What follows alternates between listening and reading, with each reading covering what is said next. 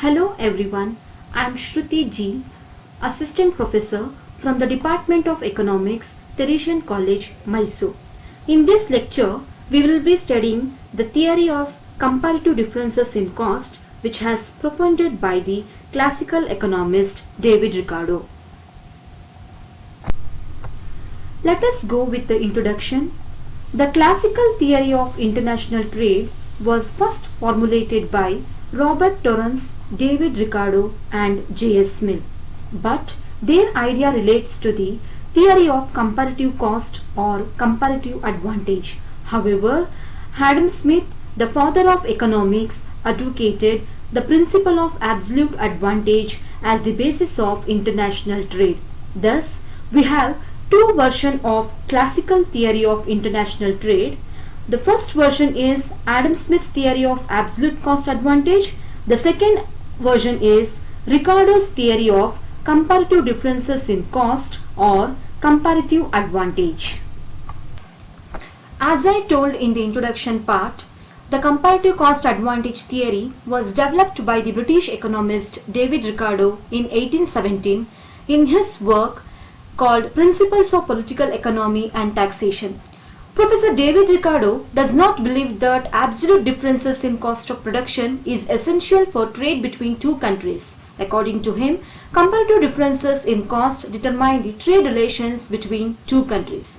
So, when a country enters into trade with some other country, it will export those commodities for which comparative costs are less.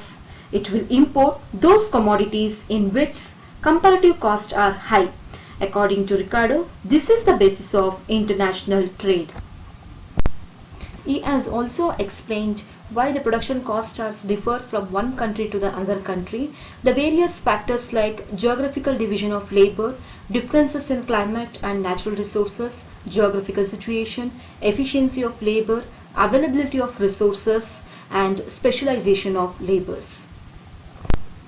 The Ricardian theory of comparative advantage is based on the following assumptions.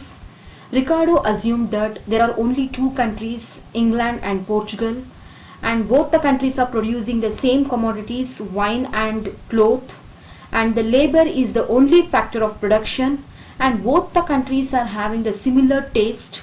The supply of the labor is unchanged and homogeneous. The prices of the commodities are determined by the labor cost. Technology remains unchanged. Trade between the two countries takes place on the basis of barter system. There is a free trade between the two countries, there being no trade restrictions or barriers in the movement of the commodities. The factors of productions are perfectly mobile within each country but are perfectly immobile between the countries. All the factors of productions are fully employed in both the countries. And based on these assumptions, Ricardo has formulated the theory of comparative cost advantage. Ricardo explains the theory with the help of this table. We should be very clear that the numerical value that represents the units of labor required to produce one unit of commodity, whether it is a wine or cloth. It is also very clear from the table that Portugal possesses absolute advantage in the production of both wine and cloth. When England requires 120 units of labor to produce 1 unit of wine, Portugal can produce it with 80 laborers. Similarly, to produce 1 unit of cloth, England requires 100 laborers, whereas Portugal requires only 90 laborers.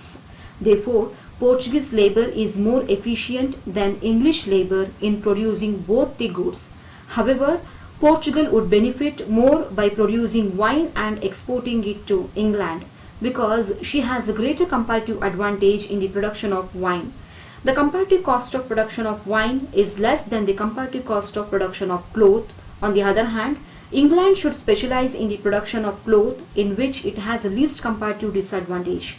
The comparative cost of production of cloth in England is less than the cost of production of wine. Thus, trade is beneficial for both the countries through specialization and exchange. Ricardian theory of comparative cost differences can be explained in terms of the production possibility curve. This figure shows that OX axis represents wine and OY axis represents cloth. A1 is the production possibility curve of Portugal, B1 is the production possibility curve of England. It is clear that Portugal enjoys an absolute advantage in the production of both wine and cloth over England. Portugal produces OA1 of wine and OA of cloth, but England produces only OB1 of wine and OB of cloth. If both the countries specializes in the production of the commodity in which the comparative advantage is more, then the PPC of England changes. BC1 is the new PPC which is parallel to old PPC A1. It reveals that Portugal has a greater comparative advantage in the production of wine because if it gives up the resources required to produce OB of cloth, it can produce OC1 of wine. This is greater than the OB1 of wine of England. On the other hand, England has the least comparative disadvantage in the production of OB of cloth. Portugal will export OC1 of wine to England in exchange for OB of cloth. However, Ricardo does not discuss the actual ratio at which both the countries exchange their goods. In short, both the countries gain if they enter into trade based on the principle of comparative cost. The theory of comparative cost differences was the basis of international trade for more than a century, but after the First World War, critics began to modify this theory. Hoyleen and Graham are the main critics. They pointed out the following main defects of the theory of comparative cost. In this theory, the production cost is calculated only in terms of labor cost. The non-labor costs involved in the production of commodities are neglected. This is highly unrealistic. Another assumption that different countries have similar taste is also criticized. Taste differs between different income groups and between the people of different countries. Ricardo ignores transport cost in determining the comparative advantage of trade. The pattern of world trade and the terms of trade are influenced by transport cost. And also critics pointed out that Ricardian model of two countries and two commodities is unrealistic. In reality, international trade is among many countries and they trade many commodities. Like all classical theories, the theory of comparative advantage is based on the assumption of full employment. Keynes has stated that full employment assumption is not correct and he has proved the existence of underemployment in an economy. This theory also neglects the role of technological innovation in international trade. This is unrealistic. Technological changes helps in increasing supply of goods for domestic markets as well as the international market. And the last reason is this theory is one-sided.